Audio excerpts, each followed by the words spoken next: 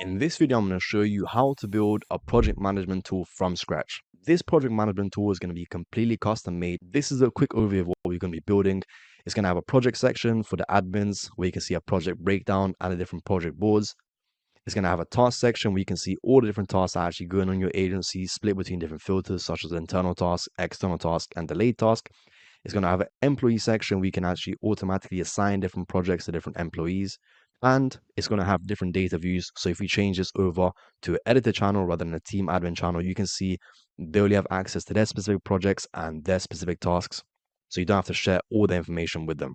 That's exactly what we're going to be building out today, as well as showing you different ways you can actually tie on automations using different things like buttons within these no-code internal platforms. If you don't know who I am, my name's Leo. I'm the CEO and founder of Fluxomate, an automation agency which focuses on helping agency owners set up scale-proof systems.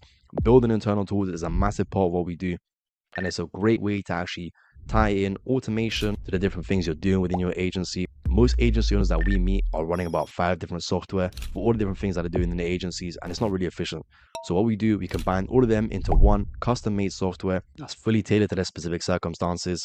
And in this video, I'm going to show you how you can actually build this exact same thing for your agency. This is officially the longest video I've ever recorded on this channel. So as you can imagine, we're not hiding anything here. We're showing you a complete breakdown of how you can actually build this step by step.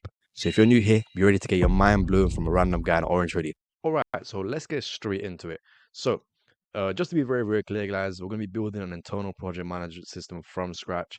Before I actually get into how we're actually going to do this, I want to talk about the different tools we're going to be using. So for this, we're not going to use ClickUp, HubSpot, the usual project management tools. Like I said in the title, we're going to be building a no-code internal application.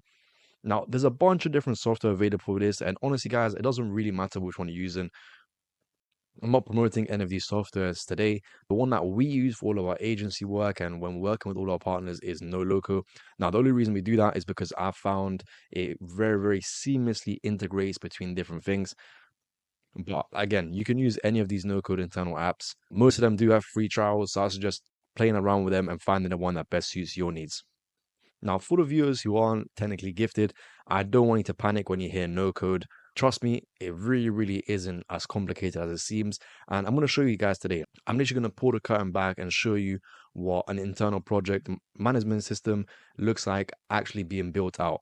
So I'm going to be holding your hand through every single step. So I don't want you to panic and worry about this being too complicated for you. I will recommend you to watch this video first if you want to actually find out why we're using a no-code internal app rather than just any other project management system. I really explain it very clearly here, and the advantages are very, very clear. In terms of how we're going to be building this out, we have 3 different steps. Firstly, we're going to create a database, then we're going to actually build a system, and then I'm going to show you how easily it is to actually integrate automation within a platform that we just built.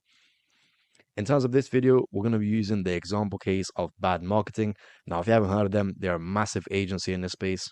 I believe from checking their website, it's 2 different agencies combined into one, or he recently merged into one. They offer a bunch of different services, but for this example, I'm going to assume that they're offering a help to actually start YouTube channels for businesses, similar to what I've got here for Fluxomate. Now, I'm 100% sure if they actually do this, but that's just an example we're going to be running.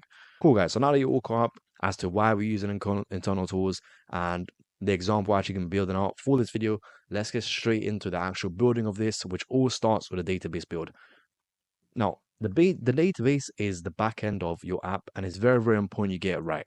In order for a project management app to be successful and for us to actually be able to use it on a consistent day-to-day basis between the different employees and the different projects we're handling, we need to make sure we have a really good database. And for this, because we're only focusing on project management, all we're going to have to do is set up a project database, a task database, and a database for our different team members, just so we can assign different tasks. Now, if you're doing this on the client portal side of things, you could also add a client database. However, it's not necessary for now because we are just building out a project management database. So I'm going to head over to the Google Doc and we're going to brainstorm the different fields that we need for each one of these databases.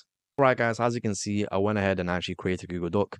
Now, let's go ahead and do this. So we got 3 different databases. Now, this is not going to be complicated at all. And just, guys, full transparency, when it comes to work on my different partners, I do actually have a team that sets this up for me.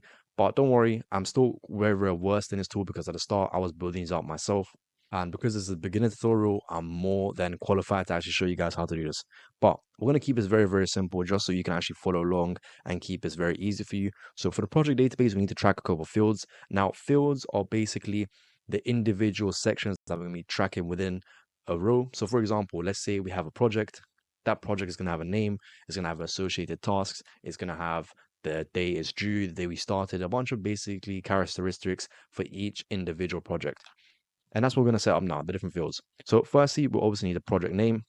We need the project ID so we can actually find each projects. We need the start date. We need the end date. We need the retainer for the actual project so we can actually measure which one's the most valuable. We need the link to records, link tasks, which is going to be the task linked to that specific project. And if this sounds like gibberish, guys, just skip about 5 minutes in the future and you'll be able to see this when we actually build this out within a database. For now, I'm basically just mapping out and planning all the different fields I'm going to want to track. When I have linked employees, we can actually assign a project to individual employees. What else do we need? In terms of projects, we might also have, let's say, company notes, so we can have some information about the project. Let's also add the status.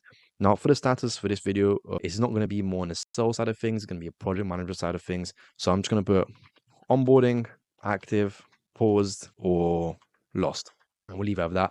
That's just basically going to be whenever a new project comes in, obviously going to be onboarding. And once they get onboarded, they're going to move to active. Now, if for any reason we have to pause the payment at any point within that relationship, we're going to move it to paused. And if we actually lose the project because the work is completed or the client just wants to leave, we're going to move it in lost. Those are the 4 sections we need to have. Once again, very, very basic. And I think that's all we need to track for the project database. I'm happy with this. It's a very, very good starting point. And if anything else comes to mind while we're actually building this out, we can very easily just add it. Now for the task database, we can pull off a very, very similar thing. We're obviously going to need the task name. We're going to need the task ID so we can actually identify it. We're going to need the start date and the due date, which is very, very important. So we can actually find out if any of the tasks are overdue or anything like that.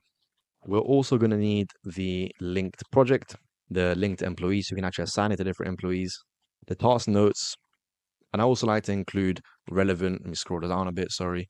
I also like to include relevant files and any relevant links to that specific task.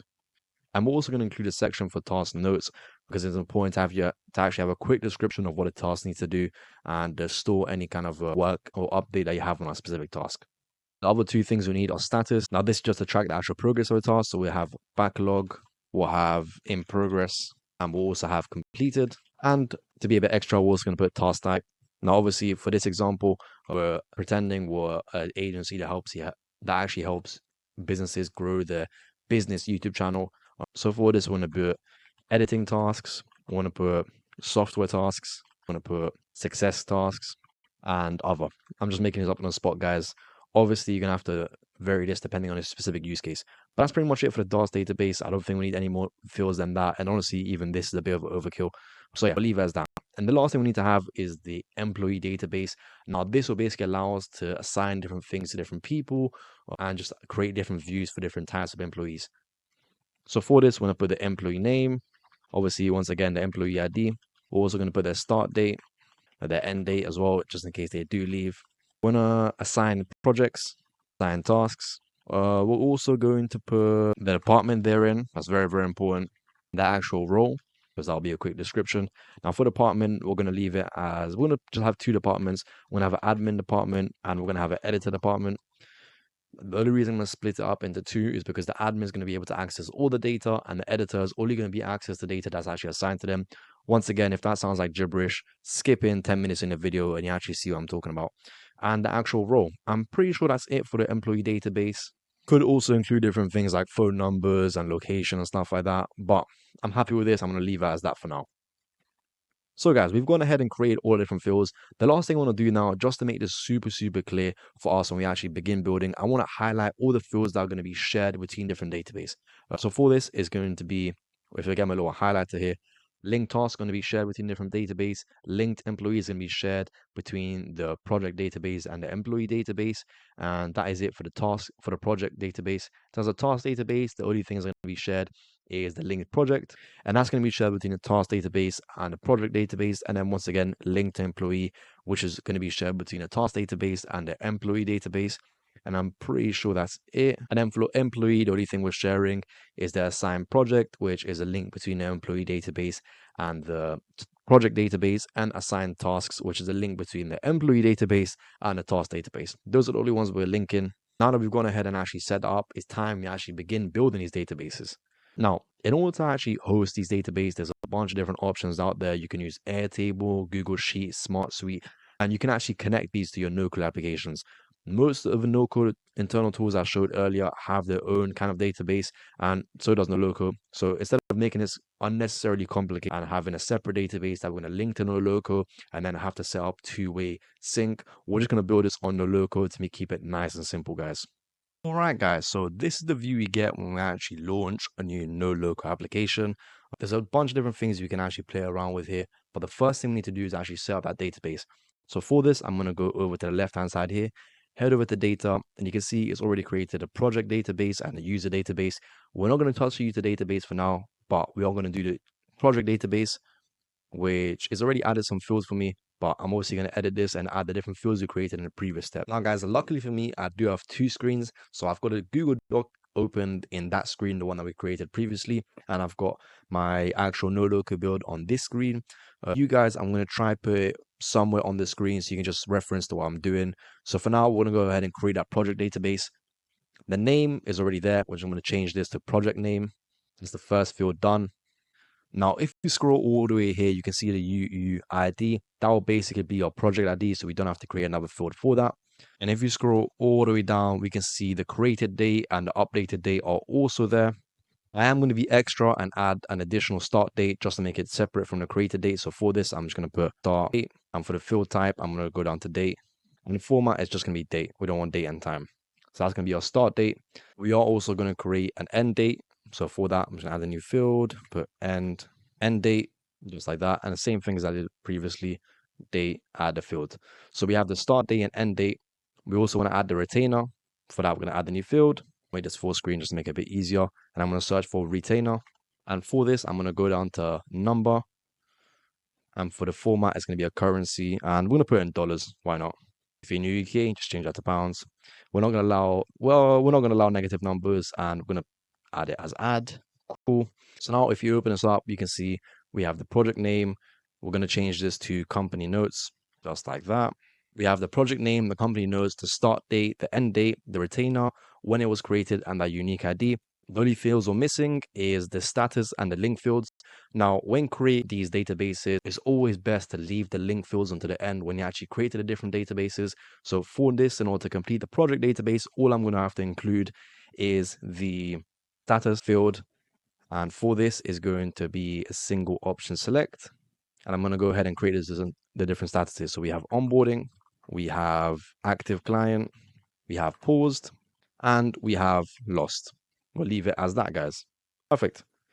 So I'm going to go off and create the two different databases that we're missing, the task database and the employee database. I'm going to leave it uncut, but I am going to fast forward it so you don't have to sit through and watch me do all of that again. It's very, very simple, guys. Honestly, if you do want to watch me do it, just put it on 0.5 speed or whatever, and you'll be able to see me do it. So let's go ahead and actually do that. Fast forward right now. So I'm just going to head over to new source. And for this, I'm going to choose no loco tables. Like I said, you can easily link different databases, but for now, we're just going to do no loco tables. And for this, I'm going to choose task, and we'll leave it as that. So now let's head over and actually start building.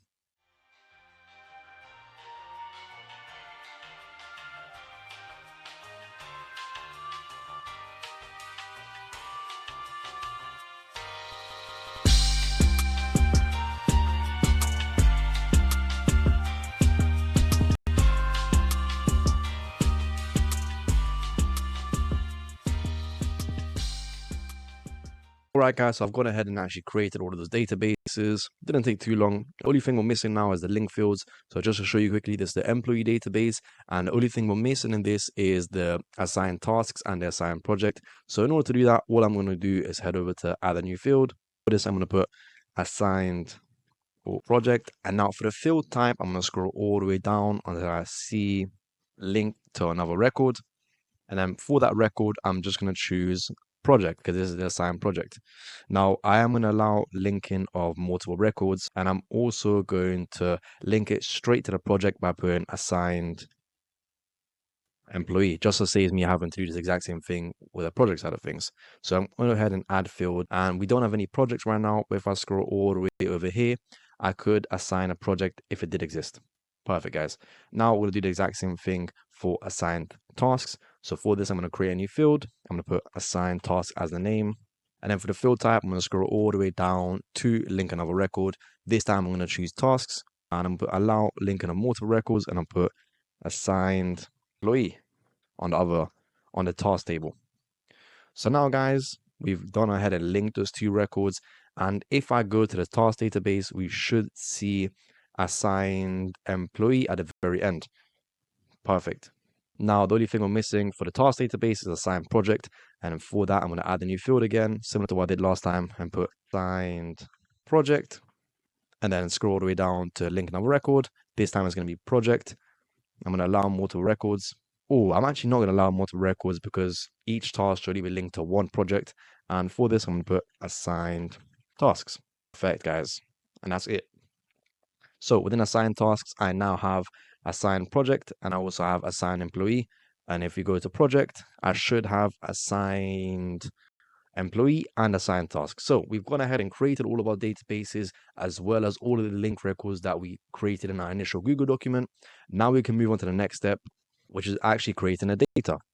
So we could do this manually, don't get me wrong, and manually fill in data, but I think we're dealing with about 30 different fields, and I don't want to do this manually. So I'm going to use our good old friend ChatGPT to actually do this.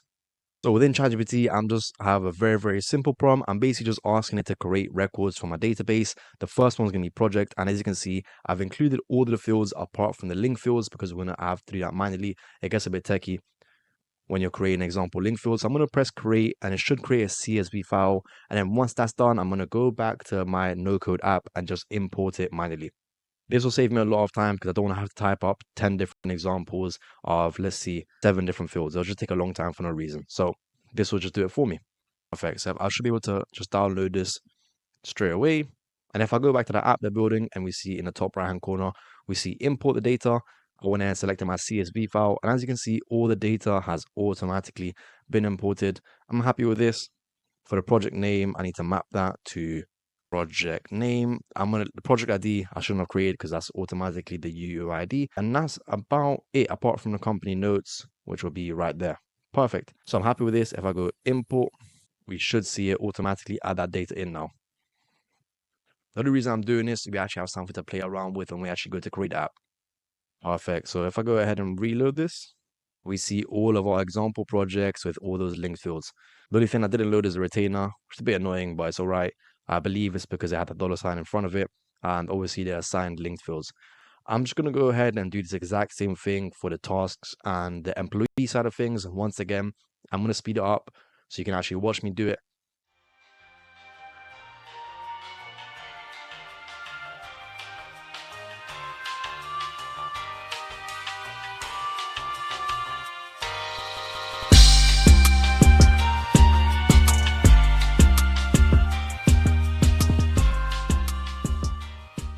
Right, guys. So as you can see, it took me about 3 minutes, but I managed to automatically add 10 different example projects, 10 different example tasks, and 5 different example employees.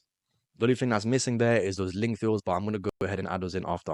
Now we actually have all the data to actually play around with. When we create this project, we can begin building.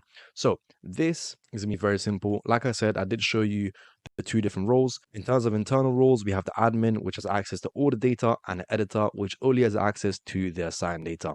Now, theoretically, you could also do this as an external app and then have a client portal. But for this example, we're just going to focus on the internal side of things to make it really, really simple.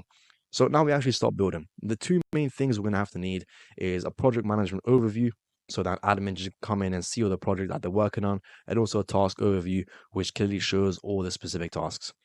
I'm super, super excited to actually start building this, guys. So let's head over to Noloco and actually begin this build. So the first thing I'm going to do is head over to settings, and here I'm going to change the design. So I'm going to add the logo for bad marketing, which is actually right there. Perfect. And in terms of the theme and design, Right now, you can see it looks horrible. Let's go ahead and add some spice to this. So I'm going to make it a white design. Perfect. I'm going to just change some of these fields to so we can actually see some of the text. And change this to black. All right, so I want to play around with a bit with the colors. Obviously, you can change this however much you want, but we'll leave it as this for now. I'm happy with this. The only thing I might change though is I just made this all the way black. Perfect. Now, if you go to app, we can see some of our projects already loaded in. Now, we're not going to specifically be using this data. So let's go ahead and actually start building. So the first thing we need is actually a project data. The way I like to split it first is creating a dashboard for everyone. So when they log in, they can actually get welcomed. So for this, I'm going to add. I'm just going to leave it as a blank page. And I'm going to call this dashboard. I'm going to come back to this, guys, to actually sort everything out in a second. But for now, I'm just basically creating my tree. So, let's go ahead and delete this project. So we have that dashboard at the very top. After the dashboard, I want to add a divider line. So for this, all I have to do is add a divider right there. Perfect. And now I'm going to add my section. Now, this is going to be a view for the editors. So if we add this, for this, we're going to put project. I want to put my projects. I'm going to add another one. That's my tasks. As you can see, guys, I'm linking the database we created earlier because that's the back end of all of this data. And it'll make sense when I start piecing this together. So for this, I'm going to put my tasks. Perfect. Now I'm going to add another divider line, and this is going to be the admin view. So this is going to be all projects. So if we go project right there, I can choose. I'm just going to leave it as projects actually. And I'm going to add another one for tasks. Perfect. And I'm going to add one more for employees. And actually, I'm going to add one more for data cleanup, and this is going to be a blank page. This is going to make sense in a while. It's very, very important when you deal with a lot of data to have something like this. I want to come back to this at the end anyways. Perfect. So this is the general view that we're going to have for now. If you go over and press done, we can see our app is starting to come to life. Obviously, there's not actually any data here apart from these random projects and the tasks, but it's coming to life. So let's go ahead and get started with projects. Now for this, I just want a card view because I'm just be showing our active projects. Now there's a bunch of data that we're actually showing here. I'm not going to group about anything, but if we scroll all the way up, I can change the name to active projects, just like that. And I'm going to leave it as that. Now for the actual fields, I don't want to be showing all this data because it's a bit unnecessary. So I can go ahead and actually add the company notes. I can actually hide the start date and the end date. I'm going to choose to keep the retainer there. I'm going to remove the status as well, the assigned tasks, and I'm going to keep the assigned employee collection actually. But I'm just going to rename this to assigned employee to make it a bit cleaner. And for this, and I'll leave it as that. I'm going to also enable inline editing, which basically means I can edit this straight on the card. Let's see, is any other fields I want to show for this? I'm happy with that, honestly. I'm happy with that. I might, you know what, just for purposes, I'm going to add the start date. And for this, I'm going to put it as a relative field, just so you can see. Oh, sorry, no, I'm going to put it as a relative date. There you go. So it just shows when they actually started. Cool. So in order of sorting, another thing I want to change, I'm going to arrange this by the most valuable project to the least valuable project in terms of the monthly revenue. So for the sorting, I'm going to scroll down and find retainer, which is right there. I'm going to put biggest to smallest. So now you can see it's ranked by that monthly retainer going downwards. Cool. So the last thing I want to do here is only filter this for my active project. So if I go to options and scroll all the way up to filter, I'm going to press Alt and actually create a filter. So this only shows for my active projects. So for the field I need here is status, and I'll put is equal to, and then choose dynamic value and active. There's a bunch of different fields you can actually see, and it seems like we don't have any active projects, which seems a bit weird. So if I go back to my database, to projects, and I check the status, you can see we actually don't have any active projects. So I'm just going to change some of these around, put this to active. I'm going to put this to active. I'm going to put this to active. And you know what? I might actually show the onboarding clients as well, because technically those are still active clients. So if we go ahead and edit this filter, I'm going to put is one of rather than equal to and add onboarding as well. Perfect. So now we can see all of our active or onboarding projects. So instead of fields, I'm also going to add the status so we can just clearly see that. Perfect, guys. Super, super happy with this. This is the start of our project management tool. So here we'll be able to see all the active projects. Now, I'm going to move myself out of the way so you can clearly see this stuff. There's a couple more things I want to add within the project database. So in terms of projects, if I go back over here, I'm going to create a nested view. So we basically have this as a folder, and I'm going to name this project board so we can just see all the projects, not just the ones that are active and onboarding. And I'm also going to go ahead and add another blank page right there. I'm going to call this project breakdown. I'm going to press OK. And now if I open this up, I should be able to just slide this in right there. Perfect. Cool. So this is a blank page right now, but here we're going to put a bunch of different summary data related to the different projects, total monthly program revenue, the total number of projects we're dealing with, just stuff like that. For the project board, this is going to be a Kanban view of the different projects, but I'll come to that, which actually I'll set up now while we're here. So for this, I'm going to go to project board. And if I go to general, I should be able to change this to the Kanban board. I'm not sure why it's not presenting, just like that, perfect. I'm gonna move myself out of the way again, guys. I feel like I keep on moving. I put myself here actually in the top right hand corner. So I'm just gonna go ahead and reload this page, so it seems to have glitched out a bit. The project breakdown is empty, but if we go to the project board, we can see that Kanban board is active, but there's no data other than active and onboarding, and that's because our filter is still active. So if we go back to the options section and we just delete this filter, now we can see all of our different projects from lost, active client, onboarding, and no value. Now, only thing I'm going to do now is just change the sorting so that is first to last. So now it's onboarding active clients, paused, and lost clients. And obviously the ones that are not grouped. Perfect. That's another view right there, guys. And if, let's say I want to add another project, it's literally just as easy as adding here. And I can add the information just to create another project. Cool, guys. I'm going to leave the project breakdown to the end because that is a bit more high level and it's not 100% required. But let's move on to the task side of things. Now, I want to do a very, very similar thing that we did for the projects. The first thing I'm going to do is duplicate this to have a task breakdown. This is going to be internal tasks, and the next one is going to be external tasks. Now, the only reason I like to split it is because sometimes there's tasks that you're actually doing for yourself rather than your clients, and you still need someone to actually track that to make sure they get done. So I like to split it between external and internal. And another section I always like to add is delayed task. Now, this is very, very important, just in case you have any tasks that are going over the due date, to have them in a separate section so they're clear to actually address as soon as possible. So delayed tasks. Cool. Now, in hindsight, I probably should have done the task database first and then duplicated it, similar to what I did with the projects, but it's all right. This is just a demonstration. So for this, I'm going to go over to edit, and now let's go ahead and edit this page quickly. So I'm going to make this a board so we can just see the task. I'm going to put first to last again. So it's backlog, in progress, and completed. And at the moment, this is very messy. There's a bunch of data that we don't necessarily need to be showing. So we can go ahead and hide some of these here. So I'm going to hide the start date. I'm going to include the due date there. Task notes I'm going to hide. I'm going to hide relevant files and relevant links. The status already shown here, so we don't have to show that. I am going to show the task type. I am going to show the assigned project, and I'm also going to show the assigned employee. And once again, I'm just going to change this to assigned employee just to make it a bit neater. Now, one thing I do want to change for assigned project is to only show this when there actually is an assigned project. For example, the internal tasks that we do, they won't have an assigned project because they're for us. And we don't want this ugly little line shown here. So for this, I'm going to take this right here, which only show when certain conditions are met. And if I go to tasks and I scroll all the way down to assign project, and I put ID, and operator is going to be is not empty. So now, as you can see, it doesn't show there because there's no assigned project. However, if we were to go back to the assigned database project or task, sorry, and we find task 10, which is right here, and we scroll all the way down over here to assign project, and assign it just a random project, and we go back to the task database there, you can see now we can see that notes for assigned project 8. Now I have to touch up that colorway because you can't actually see the project right here, but you get the idea. That's what we're going to be doing right now.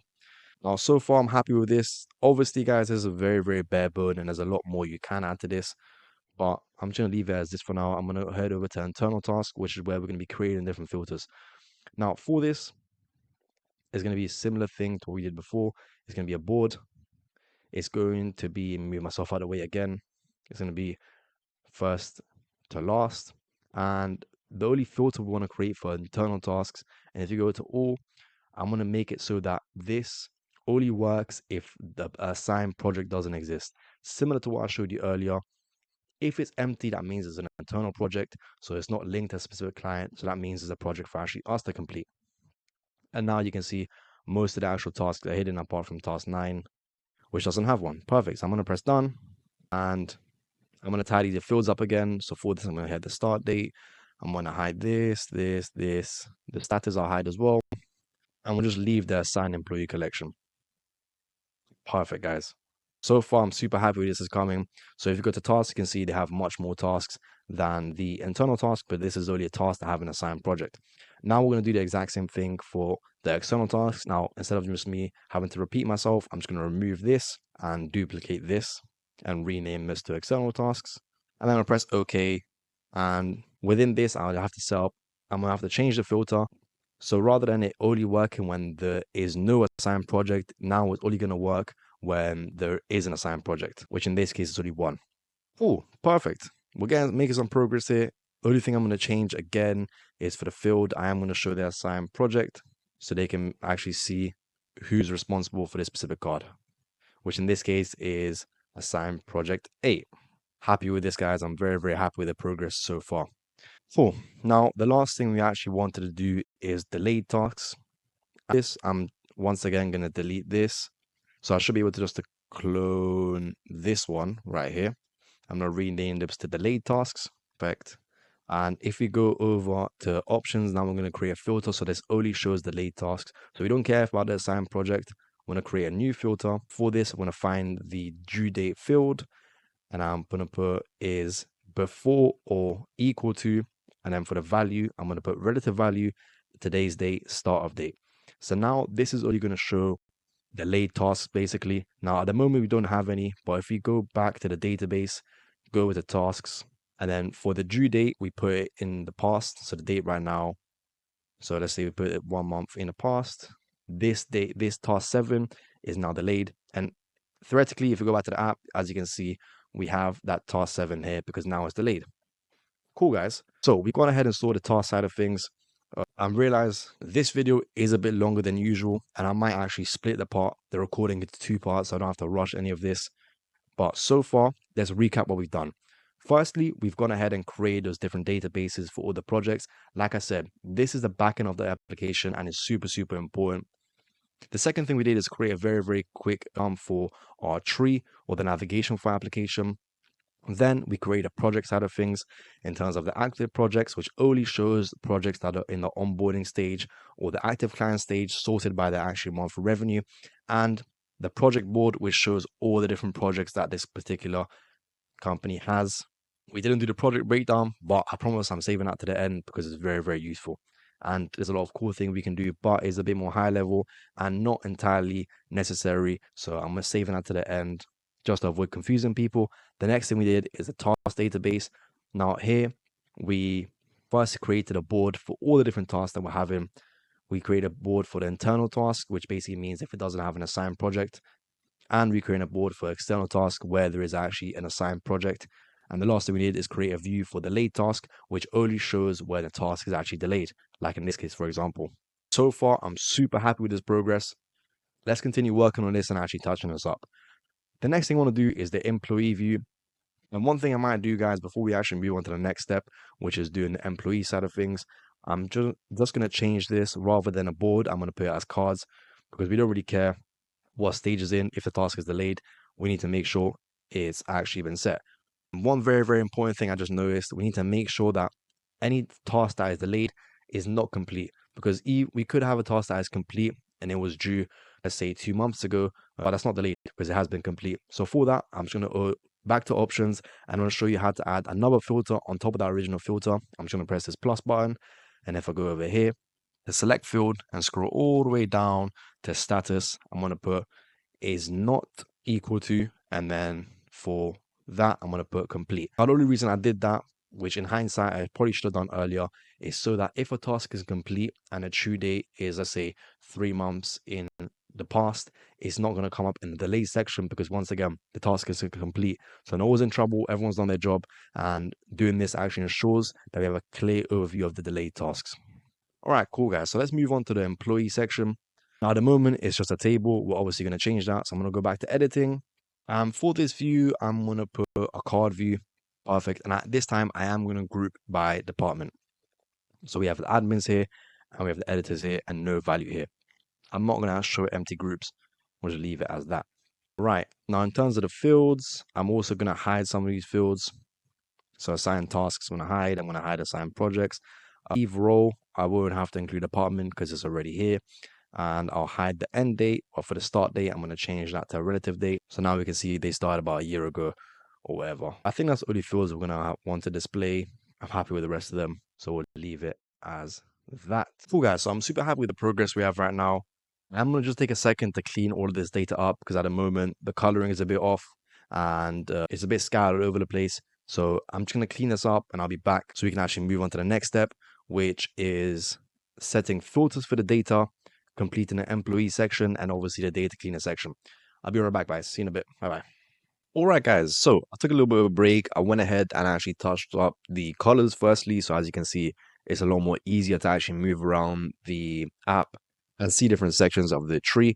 Also, if you go back to our data, we go to projects, for example, you can see I did assign a bit more data for the link records. So I assign employees to different tasks, different projects to different tasks, same exact thing for the task side of things. It'll just allow us to play around with it a bit more when we start doing the actual pages. But where we left off first was the employee page, and now it's time for us to actually find a way to assign different tasks and projects to different employees. Now, if you open up any of these employee pages, there is a way we can just enable it from inside the pages, which is cool. But for the purpose of this, I do also want to create a way that we have a separate page where we can just assign different things to different employees. So for that, I'm going to go back to edit. So what I'm going to do, I'm going to clone this, and then I'm going to drag the page 15 there, and I'm just going to delete that clone. Cool. So this page 15 is going to be our place where we actually assign different things. So we're going to call it employee assign. And for this is going to be very, very simple. All it's going to be at the moment is empty, but all it's going to be is two different collections, one for the project side of things and one for the task side of things. And we're going to set up so that only the most recent tasks will come up. So an admin can easily just assign different people to different tasks. So for this, I've gone ahead and create a collection. For list type, the first thing I'm going to do is project. I'm going to move myself here again. Once for here, I'm going to go for table layout so we can see all of our different boards. I'm going to leave the grouping as that, but for the options, I'm going to leave it as a maximum of 5 records per page, just to avoid this table being too long and having too much data. And if you want to scroll to the next one, I can just press next and previous. Now, if you go back to the fields, once again, there's a lot of information shown that we don't want to show.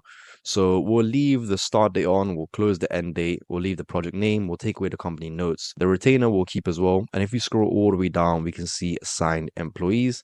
And here we'll leave that and we'll also include the status. Now, if we go to assign employee, we actually want to be able to edit the number of employees from here, which at the moment you can see I can't do. If I click it, it just takes me to the record. So for this, I'm going to go over to the collection again. I'll close this just to make it a bit bigger. And if you go to the fields and assign employee section, first I'm going to remove the collection bit and just put assigned employee. And secondly, I'm going to enable inline editing. All this does is this allows me to assign employees straight from here. So for example there, or I can even unassign people if I wanted to. Just like that, guys. We also have the status here. I'm going to leave that as that. But now we have a way to automatically assign projects. Let's just clean this up a bit by naming this the assign projects. And that's about it for this. This is how we can actually assign different projects to employees. Now, guys, one more thing you could add here is a filter that only shows projects that don't already have an employee assigned. But because I'm only showing the most recently created one, for now, I am just going to leave it. If you didn't want to add a filter, all you have to go is the relative filter, or similar to what I showed you before. And then for the actual filter, for the field, sorry, you scroll all the way down until you see assigned employee collection, and then you put as empty, which every single project has an employee right now. But if there was an empty project that doesn't have an assigned employee, you can't pay. But like I said, we're going to put the filters for now. And now I'm trying to do the exact same thing for the tasks. So I'm choosing another collection. This one, instead of projects, is going to be tasks. I'm going to name this assigned tasks. And here, guys, I'm going to go table again. And I'm just going to do the exact same thing I did for the project side of things. I'm going to go to fields. I'm going to hide some of this data. So the start date is not necessary. Due date, I'll keep there. Task notes, I won't keep there. Relevant files, I'm not going to keep there. I'm going to include the task type, the status, and most importantly, the assigned employee, as well as the assigned project. Why not? So we can have an idea of what's actually going on here. Once again, guys, all I'm going to do here is for the assigned employee collection, I'm going to edit this and enable inline editing so we can actually just assign employees on the spot. Now, in this scenario, the only thing I want to change here, I want to add a filter that doesn't show completed tasks because there's no need to actually store them here. So for that, I'm going to put all. I'm going to add a new filter and I'm going to choose the status is not complete. And then dynamic value completed. So now it won't show any completed tasks. There's no point assigning employees to complete a task. Perfect, guys. So if you go ahead and exit this, now we can see this come to life. So let's say I've got a new task coming in, it will come in straight here, and I can automatically just assign different employees to the task or even unassign people and change it up. Same exact thing for the project side of things. So I'm pretty happy with this admin view that shows all the different projects, the project breakdown, which will come back to the end, the project board with all the stages for the different project, the task side of things, which shows internal task, which is only filtered to projects, to tasks that don't have a project, external task, which only shows tasks that are assigned to a specific project, which basically mean client tasks, delayed tasks, which only shows delayed tasks. For example, here we have two. The employee section, which shows us all of our different employees and a way to actually assign different projects to employees in a very, very simple interface, just like this. The next thing I want to do is set up this section right here, my projects and my tasks. Now, I want to have this so that it only shows the data associated with that specific person that's logged in. And the first thing I want to do to actually make this possible is create a second role. So guys, if you go over to users, you can see at the moment, there's only me in this app with a role of a team admin. And if you go over to actually adjust the roles, manage role, you can see right now we only have two different roles. So for this, I'm just going to add another role for editors. This is going to be a team member. They're not going to have access to all data and they actually won't be able to modify the app. So I'm going to put save role and we're done. Now I'm going to add a user just like that. And the role I'm going to give him is the editor. Perfect. I'm going to go ahead and save. So now we actually have two users to our account. And as soon as that loads, and if you go back to the app, we press this little toggle right here, you can now see we can switch between the different users to see the different types of access they have. So for example, if I select editor, at the moment, he still has access to all the data, but we're going to head and change that right now. So in order to create different views for different data, we need to go back to the data side of things. And for example, if we go to projects and we go to permissions, we can see we can actually enable permissions for the data. Now there's a ton of different filters that you can actually use here, as you'll see in a second. Literally so many different use cases for this. Well, for example, if I don't want my editors to actually see the retainer, I can go ahead and hide that so they can't update it, create, or even see the retainer for the project. That's just an example. There's a ton of different things you can do within the user table. If you scroll all the way over here, we can see I've got an employee link section. This will just allow us to link our users to our employees, because in this case, the only people that actually use an app is the employees. So for example, if I go all the way to the editor we just created, which is this one right here, test user, and I'm going to link it to a random employee. So now if you go back to the project data and we go back to permissions and I go to this one, for example, we don't want them to have access to all the records. So we're going to head and close this. We're going to create a rule where they can only see projects that they're actually assigned to. So if you go to select project and we go to assigned employee collection, and then I'm put is one of, and then for the value, I'm just going to choose the employee ID, just like that. So guys, if you go ahead and save this, theoretically, if everything goes to plan, I'm just going to double check what employee this is. So Fluxomate at gmail.com, which is test user, is employee 5. So employee 5, let's see what project he's assigned to. He should be able to see this project right here and this project right here. So 2 projects, I believe. So now if you go back to the task app and we switch the view, we can now see he only has access to do 2 different projects. Now, that's a very, very small example of how you can actually use these kind of different data validation uses to limit the data that your different users are seeing. Another way we can do this, right? We don't want the editors to be able to see all these different admin tasks. So for this, I'm going to choose this. And then for visibility, I'm going to change it so only internal people can see it with the team admin view. I'm going to do the exact same thing for tasks, employees, and the data cleaner. So now, guys, if I were to press done, you can see we're logged in as a test user who only has access to the dashboard, my projects, and my tasks. However, if we were to switch this over to a team admin again, we can now see he has access to all the different pages that we created earlier from the map to see all the different projects and everything like that. Now, I'm going to do the exact same thing for the task side of things. I don't want all the employees to see all the different tasks. I only want them to see the task that's actually assigned to them. So for this, I'm once again going to go to permissions. I'm going to enable permissions, wait for it to load. It'll take a couple seconds. And then I don't want them to see all the records. So for this, I'm going to close this. I'm going to add a new rule. I'm going to say they can only see the task data that's assigned to that specific employee by choosing is one of and then choosing their employee ID. just like that. So now if we go back to the tasks, you can see, once again, he can only see those two different tasks he's actually assigned to, and the exact same thing for the projects. So now we set up the different filters. Let's go ahead and touch up the My Project pages and the My Task pages to make sure everything looks good for them to actually log in and do their work. So for this, I'm just going to go back to edit. And I'm basically just going to do the exact same thing for the projects. In fact, I might even just copy and paste it. I think that's what I'll do instead, just to make it a bit simpler for myself. So I'm going to go ahead and delete the My Project for now. I'm going to go here and just clone this, and then I'm going to move it up here. Now, I do have to change the permissions because previously I said so that only team admins can see it. So if you go right here, you can see I'm going to change this to all, and I'm going to change the name to My Projects, just like that. Now, it didn't clone the nested views, but honestly, I don't think that's 100% necessary right now because we only want the editors to be able to see the active projects. So we're going to leave it as that for now. Now, for the task database, I am going to clone this one again, once again, just to make my life a bit easier. So I want to remove this. And if I go to the task side of things, I want to clone. We should be able to just move this up here. Once again, I do need to change the visibility. So for that, I'm going to move this to all. Perfect. Now, it didn't clone all the different pages. I don't want to manually have to do all the pages again. So for this, I should be able to just clone as nested in view.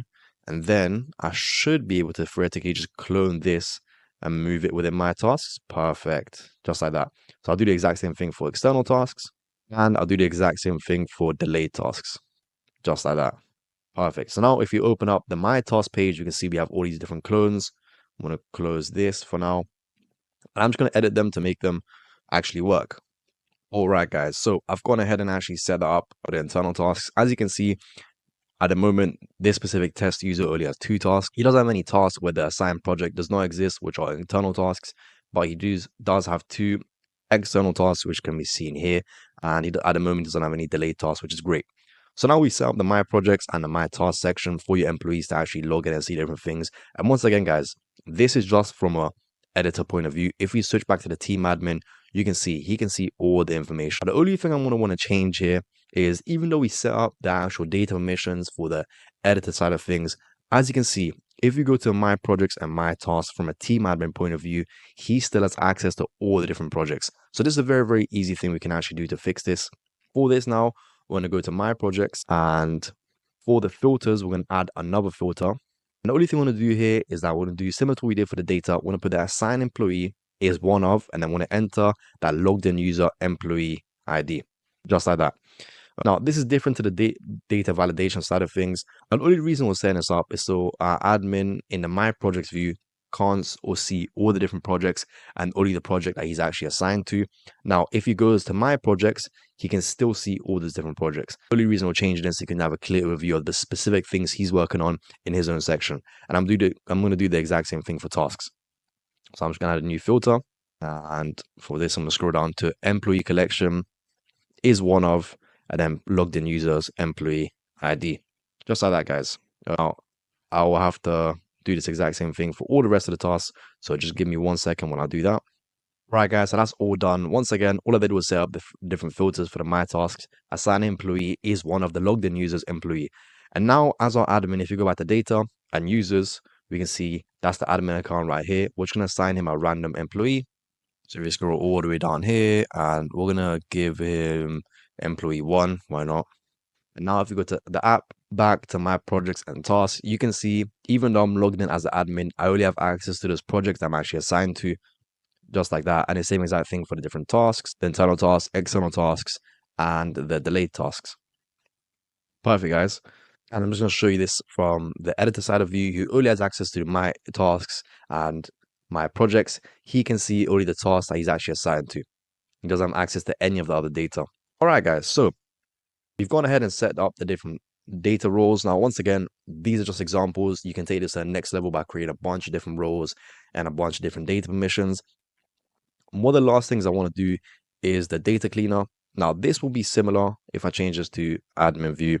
Now, because we're dealing with a lot of data, there's a couple of things we need to make sure.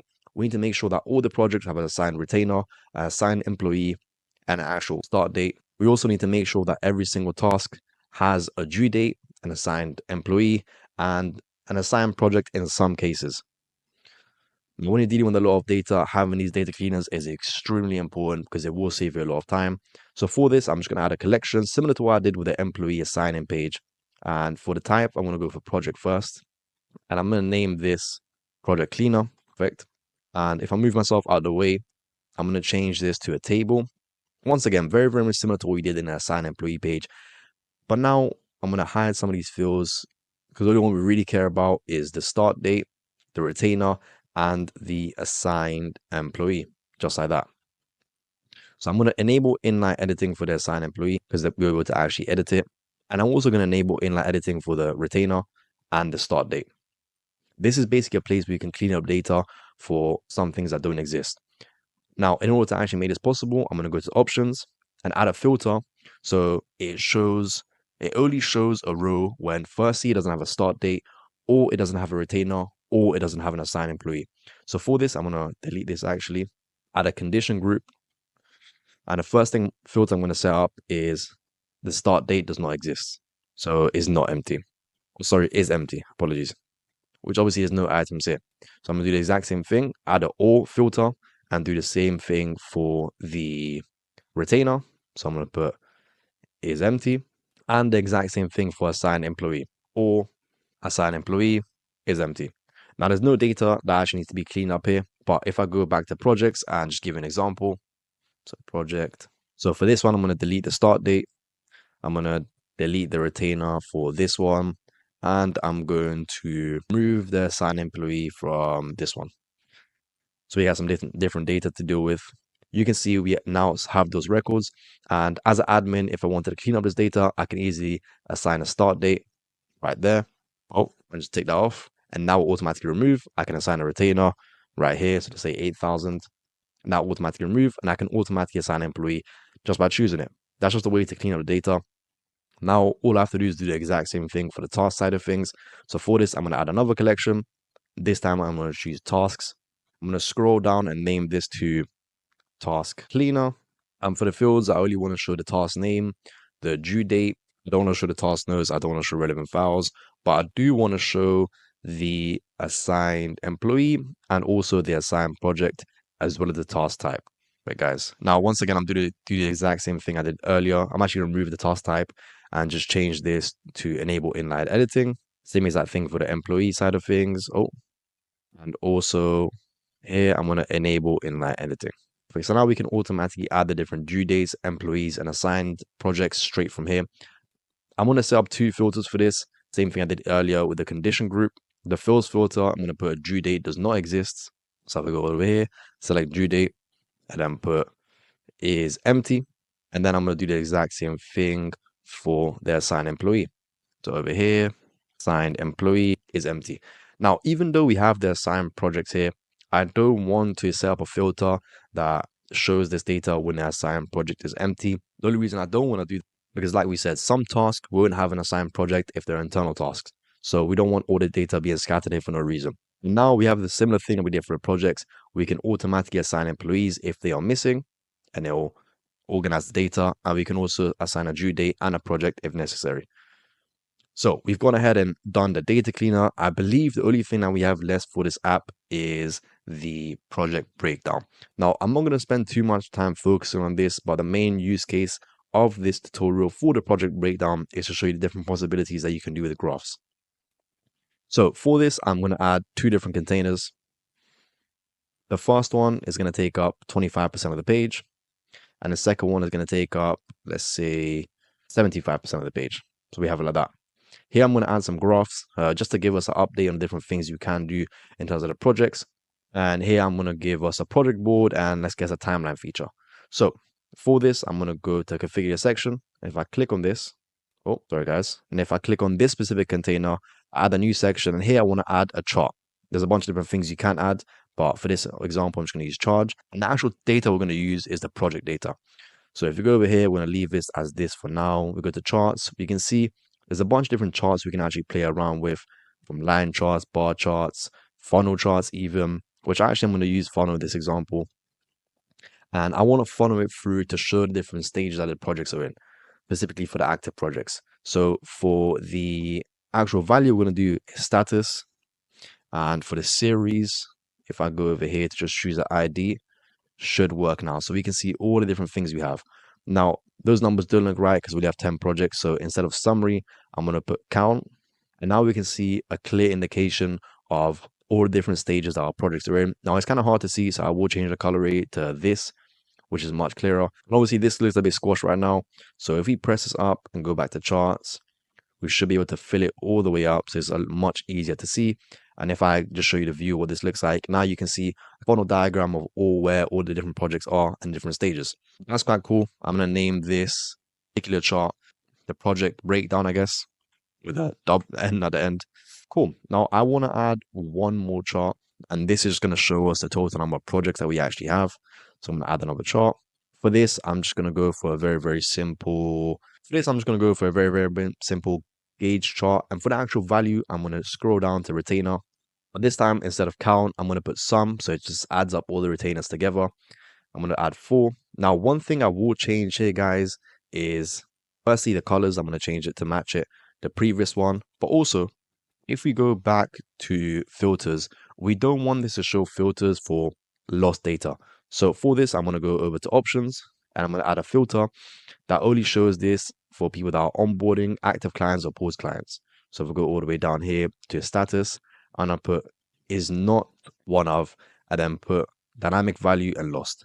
So now it's just going to show us our active clients, basically the same exact thing for the retainer. So if we go press and done, we can see the total value here. Now it's still a bit squashed, but if I zoom out a bit, because I'm using a smaller screen to actually record this, if I zoom out, you'll be able to see that value here. And I'm just going to name this as monthly recurring revenue, just to make it very clear. So go back to charts. Here, I'm gonna add the access label of monthly recurring revenue. Now, one more thing I am gonna add is instead of project breakdown, because we set the filter that this only shows active projects, I'm gonna change the name of this to active breakdown because it only shows the active projects. Perfect. Cool. So guys, once again, these are just examples. There's a ton of other things you can do in terms of diagrams. If I zoom out again to show you, just like that. There's a ton of other things you can do, but for now, we're going to leave it as this. And let's focus on this section right here.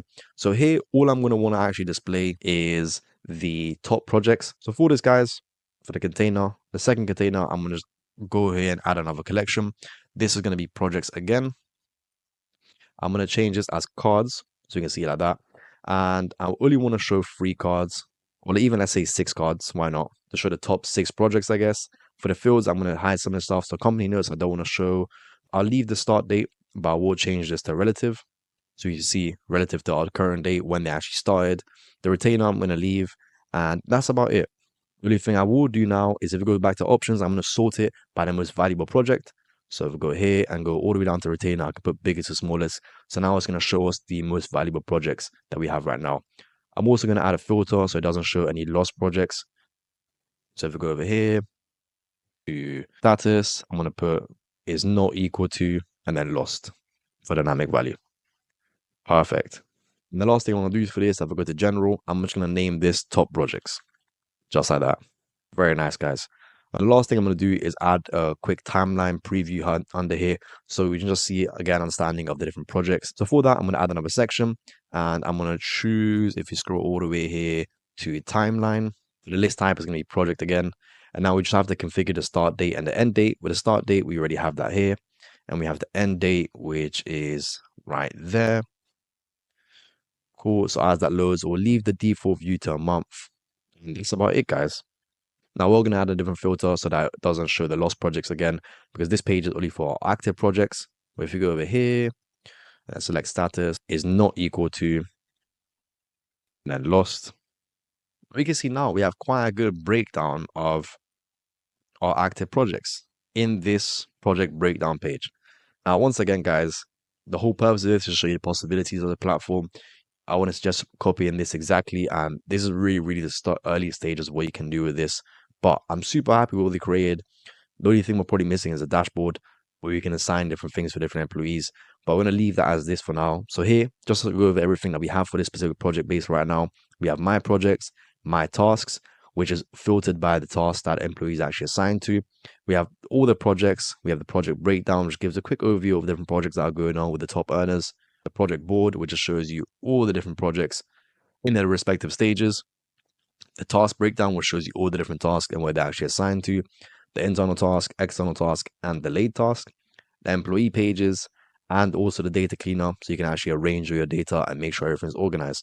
And if we change this over to an editor role, he can only see the my projects, which are the projects that are only assigned to him, and the my tasks, which are tasks that are only assigned to him once again. Guys, I'm very, very happy with this. There is one more thing I want to show you actually, and that's how to actually edit the pages. So I'm not going to do this for every single page because this is something that takes a bit of time, but I'm going to show you what this looks like for the project so you can just organize it a bit. So if you open up any of these project pages, you can see at the moment, this is not really usable.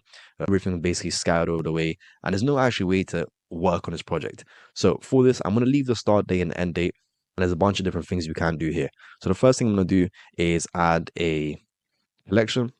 And for this, I'm going to add a task collection. The only thing I want to show here is the tasks that are actually assigned to this project. So for that, I'm going to go board. And at the moment, you can see all the different tasks. So we need to filter it to only show the tasks that are actually assigned to this project. And for that, we're going to go back to options. We're going to go to filter and we're going to choose the assigned task collection. So now it's only going to show the tasks that are actually assigned to this project, where this example is just one. I'm going to organize this again first to last, just make it nice and pretty. And I'm going to move this up. So now within the project page, we can see all the different tasks that are actually assigned to this project. And if we were to create a new task, you can see it's automatically assigned to that project, which is very, very cool. Another thing I want to add within a project page is that company information. So for that, I'm going to add another section right here. And for this is going to be a highlight because we don't actually want to edit this too much. I'm going to go over to company notes and just show that company information that we have. Now, you could also color this in a different color, for example, but for now, we're just going to leave it as that. And one of the last things I want to add here, we have a general overview of different things you can edit, but I do also want to add an indication to show the employees that are actually assigned to this project. So for this, I'm going to move this up, and this time I'm going to go employee. I'm going to do a similar thing that I did last time to only show the employees that are actually assigned here. So a relative filter, I'm going to put assigned employee collection. So now it's only going to show the employees that are actually assigned. For the fields, I'm going to change this because I don't want all the information there. So I'm going to change the start date, move the end date. I'm going to leave the department and the role. And I'm also going to include, if we go to user, their profile picture, which at the moment, specific employee doesn't have any, but if he did, the profile picture will show up right there. So now I can see all the employees that are actually assigned to this project. One thing I do want to change though is this button right here. I don't want to actually add new employees straight from here. So for that, I'm just going to go to options. And if I scroll down to show new record button, I can just close that. So it's completely hidden. That was a very, very quick speed through of how you can actually improve the specific pages for each project. But now you can see we have a record we can actually update straight here of the specific tasks that are linked to that project. And I'll show you this example for a different project. So if you go to project 8, you can see he has a different task right there, which is a task that I actually assigned to this project. We have the company notes here, which are basically any key information about the company. And if we scroll down, we also see the assigned employee to that specific project. We can also change a bunch of different things here from active client, pool, or lost, and I'll move it up accordingly. And if you go to edit, we can also change information down here, such as the company notes, the actual name, any assigned employees, assigned tasks, and the retainer. Super, super quick breakdown of what you can do for the pages. If you're doing this properly as a project management tool, you go through each one of the pages we created earlier and do this exact thing for tasks, employees, data cleaner, all the different things, guys, just to make this nice and actually usable for your team. All right, guys, so that was quite the journey. We've gone ahead and built a database. We've actually built an initial version of the system. The last thing I want to show you is how seamless everything integrates together. My plan for this specific section is just to show you how easy it is to actually link automation to the different interface that we just created using different buttons and triggers. Now, I've talked about this a lot in my videos, but when using complex automation, it's much better to have an interface to actually trigger these different automations, also track their project. And this, what we built a second ago, is a perfect example of how we can actually do that. So there's two different automations we're going to go over together. The first one is basically going to be an onboarding task. Now, it's called an onboarding task, but it's actually going to be triggered when they're moved away from the onboarding stage. So you can set different tasks for when they become an active client. And it's very, very simple. The trigger is going to be us basically moving them to the active client section from onboarding. We're then going to create a bunch of different tasks for that specific project that we just updated, and then send a Slack message to our team to let them know that it's actually time to move on with this active client. The second automation we want to complete is whenever there's a completed task, we're going to update that task and move it to the completed stage, and then send an approval request to the assigned employee. Two very, very simple automations. And once again, these are just examples to show you how seamless everything is once you've actually launched anything. Now, if you go back to the loco and I go over to the workflow section, they already have their own automation build where you can actually build different automations here. We're going to use this, and if necessary, we will also move off the platform and go over to Zapier. You can use Zapier or Make, it doesn't really matter. So as always, the first thing we need to do with every single automation is set up the trigger. And for this specific trigger, it's going to be a button. So if you go to the project board and we go to edit, there's these beautiful things called action buttons. And this really allows us to link automation to this kind of interface really seamlessly. So if you go to record buttons, we're going to create a new one. And this one is going to be complete onboarding. Actually, we're just going to leave it as complete. I'm going to change this to green and we're going to make it a module button. We're going to add a quick description to let them know that if they do this, that's going to set off automation. And now for the visibility, we're only going to set it so it only appears on the onboarding side of things. So we're going to go to project board. Let's go down to status and we're going to leave it as equal to onboarding, just like that. Perfect. So now if we close this and press done, you can see none of these buttons have a record, but if you go over to the onboarding side of things, we have a completed button right here. So at the moment it doesn't work because it doesn't have any action, but that's what we're going to set up right now. And we're back to options, and then for actions, we want to give a new action. Now there's a bunch of different things you can do here, from update the record, create a new record, delete the record, navigate to, run an on-demand workflow, show an iframe, view a record, or copy to clipboard. The first thing we're going to do is actually update our record. Now, if you open this up, all we want to do is update it to the active client stage. So if we go down all the way to the status and we scroll down to edit it. Now you can set it so they can choose it when you actually press the button, but I'm going to put it so that it automatically changes it to active client. And for this, I'm going to go to hidden field, the field value, and then go to active client. So just to give you guys an example of what this looks like right now, if I press done and I go over to actually view it as an admin and I press this, it will give me a confirmation message and it will automatically move it to active client. Let's move something back so we can actually get an idea. Cool. Now that's first step of it. The second step of it is we want to create different tasks for that specific project. Now guys, if we go back to this button right here, the completed button, and we go to another action because we don't want it just to update the record. We also want it to create those different tasks and send a Slack message. So for this, I'm going to add another action, sorry. And for this, I'm going to run an on-demand workflow. Perfect. The record that's going to be triggered is this record. And at the moment, we have no on-demand workflows to actually choose. So we're going to go back to the automation side of things. And we have this on-demand workflow that we just created right now. So the trigger for this is going to be on-demand triggered by an action button. And we're going to add an action. So the first thing we want to do is actually create a new record. So if you go create a record, and then for the collection, we want to use a task collection. Now, the only reason we're doing this is because we want to create those different tasks for the active project. So we're going to add fields. We want to update the task name. We want to update the due date.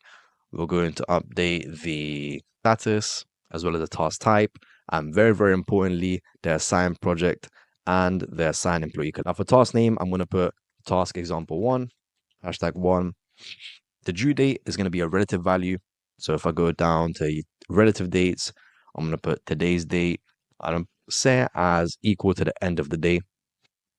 For status, I'm going to make this a dynamic value and go for backlog. For the task type, for this example, is going to be a software task. And then very importantly, for the signed project, I'm going to go to the ID of the actual project, just like that. And now for a signed employee, you could move this straight from the trigger, but I'm just going to leave it as a general employee by showing dynamic values and choosing a specific person. So now it's going to automatically create one task. Now I'm just going to do the exact same thing for a different task. So if I go over to add another action, and once again, I'm going to create a record. As you can see, there's a bunch of different options of what you can do. But I'm just going to go for create a record. And if I go to collection, it's going to be task again. I'm going to add a field, which is the name. I'm going to add the due date. I'm going to add the status. I'm going to add the task type. And I'm going to add the assigned project as well as the assigned employee collection. And I'm just going to do the exact same thing to task example. #2, the due date is going to be for end of day. Or I can even put, let's say, this week, end of the week. For status, I'm going to leave it as backlog. Task type is going to be there's going to be a customer success task. And for the assigned project, I'm going to choose that straight from the ID. And then for employee, I'm going to choose employee 5 for this one. Perfect. Now, guys, a quick thing I need to mention, if you wanted to do this from Zapier instead of this internal platform, you can just go ahead to add action. If you scroll all the way down to trigger a webhook, you can just easily connect that webhook URL. Now automatically trigger different automation in Zapier. Thankfully, at the moment, because this is quite a simple automation, we don't have to do that on Zapier. So for now, we're just going to leave it as that. Sorry to interrupt, guys. This is Leo from the future. I don't think I explained that well enough. So like I said, you can run automations off NoLoco, but for more advanced stuff, you would want to move off to different platforms like Zapier or Make, and it's very, very easy to actually do. And let's say you wanted to create these actions in Zapier rather than Make. Now, Zapier does have a NoLoco integration, and I'm sure they have different integration with most no-code app builders, but let's say you wanted to just send a webhook with the different information, for example, the project ID, all you have to do is add action, scroll all the way down to trigger a webhook, and here you want to enter that webhook URL. Now, if you go back to Zapier and we actually see the trigger for this app, we can go ahead and create a webhook URL so that every single time the automation runs, it triggers a different Zap on Zapier. For this, I'm just going to choose webhook. And then once I'm here, you're going to catch the hook, move over to continue. And now we're just going to copy and paste this URL that they give us within NoLoco, just like that. So if I go back, I've copied that in and I go to NoLoco and paste that in just like that. And for now, I'm going to delete these two, just so I don't want the whole thing to run. And I actually go here to test the workflow. I'm just going to choose a random record. You can see that succeeded. And now if I go back to Zapier and actually test the trigger, we should see that record coming in with all that information. Now here you can see so much stuff. You have to format this obviously to extract the project ID and different things like that. But this just shows you how you can actually trigger the automations between different platforms like Zapier. I feel like I didn't explain it well enough when I was actually recording this video. So while editing, I thought I'd add this in just to show you guys another quick tutorial. I won't interrupt you again, I promise. Enjoy the rest of the video. And if you haven't already, make sure to leave a like and subscribe and share this with someone that you think might find this useful. Let's get back to the video. The last thing we actually want to do for automation is send a message in Slack. Now, thankfully, this specific platform automatically has that Slack message built in. So for this, I'm going to send a message to a channel. I'm going to connect my Slack. Now I can automatically send a quick message to let them know that the project has been completed. So for this, I'm going to put project name has been completed, been moved to active client, client, perfect. And I'm happy with that, honestly. I'm going to leave it as that. And now I want to send it to the testing channel. Obviously, there is a lot more information you can include here, guys. Look at all this information you actually have available from the user and different tasks that were created. There's so much you can actually include, but we're going to leave it as this for now.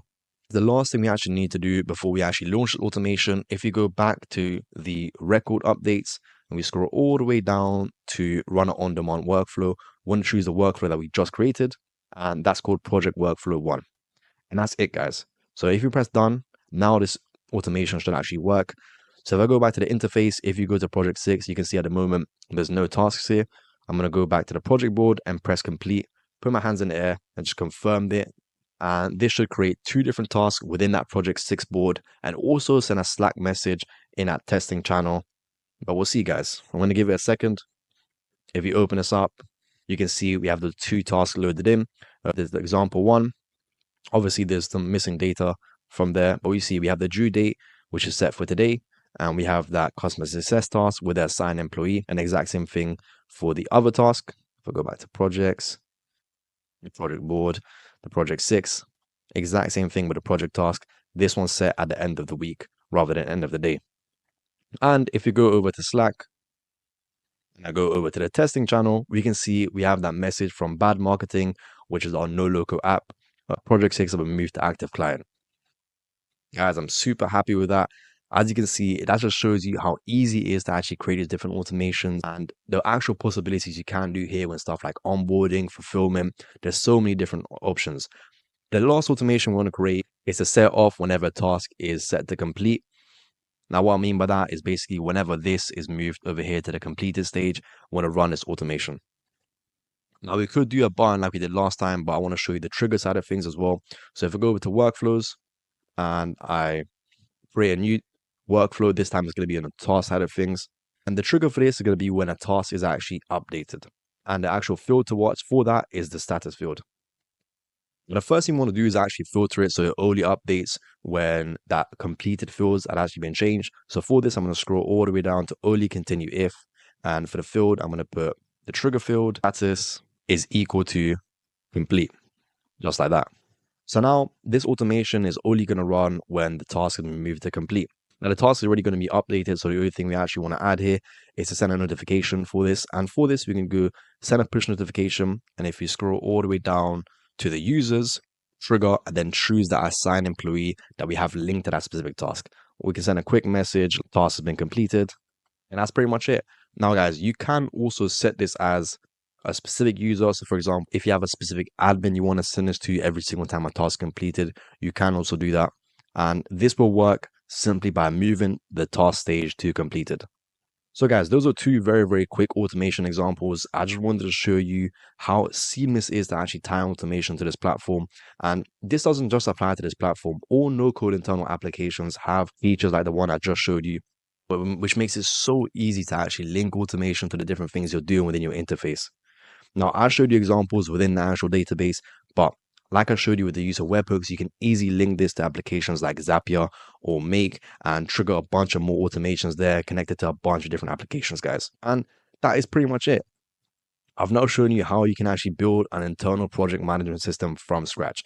This is officially the longest video I've done on my channel. I'm not sure how long it's going to be, but if I were to guess, I'll say around an hour. But guys, it's really, really in detail. I didn't hide anything. I showed you guys exactly how I would do it. And like I said at the start, when it comes to my clients, I do have a team of people that are doing this for me. But at the start, I was making these projects myself.